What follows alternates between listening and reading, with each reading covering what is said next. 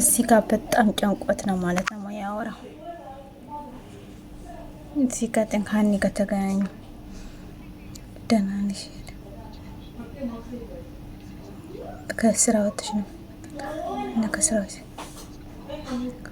እንደ ተቀየምሽኝ ነው እያለት ነው። ሰርም አልተቀየምኩም እያለች ነው። በጣም ይቅርታ እያለች ነው። ይቅርታ ያላሰብኩ እንደምትነግር በቃ ያለች እዚህ ጋ እንደ ሀኒ እኔ እንደ መቃታና እንደዚህ አይደለችም። በቃ ከተጨማሪ ሽግር ከህይወት የራቀ እያለችው ጥላው ሄደች ለኤልያስ ማለት ነው። ሀኒ ነገር ሀኒ በጣም ሩህሩህና አስቀየምኳት ማለት ነው እያለ እየተናገረው ከልብ ካላሰብኩ እንደዚህ ብለህ እንደምትናገረኝ አውቃለሁ እያለች እየተናገረች ነው ያላት። ምን ይሁን ይላታል።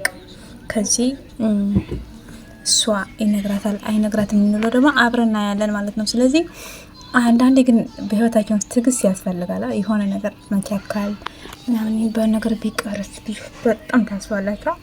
እስኪ ከእናንተስ ምን እንደምታስቡ ንጋሪኝ ማለት ነው። እና እኔ በጣም ነው በትዕግስቷ በጣም ወደ ደግሞ ይቅርታ ትላለች ደጋግማና እሱ ነገራ በጣም ነው የሚያስደስተኝ ማለት ነው።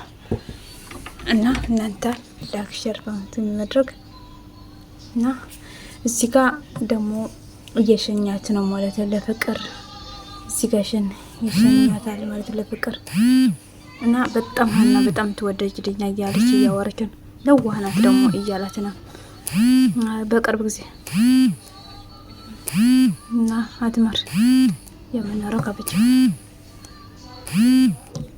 ፍቅር አልማርም ይል ማለት ነው። ትምህርት ቤት መሄድ ነበርሽ ትምህርት ቤት ላቋርጬዋለሁ እያለች እዚህ ጋር ስልክ እየተደወለ ስለሆነ ይቅርታ የመማር ፍላጎት የለኝ እቋት መጠን ከዚህ ትንሽ ብልክ ያታለች እቅት ነው በይሶይ ህይወት በጣም እናቴ የወርቅ ትርጉም ማማረመት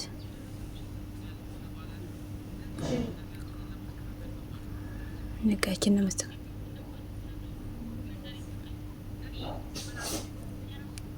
የራስ ጉዳይ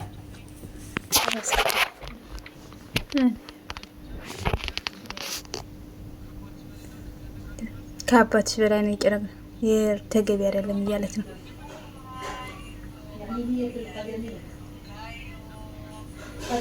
ቤታችን ስለመጣሽ አመሰግናለሁ እያለት እንደ ፍቅር ማለት ነው። ስልኩን ወጥ ስልኩ እየነበር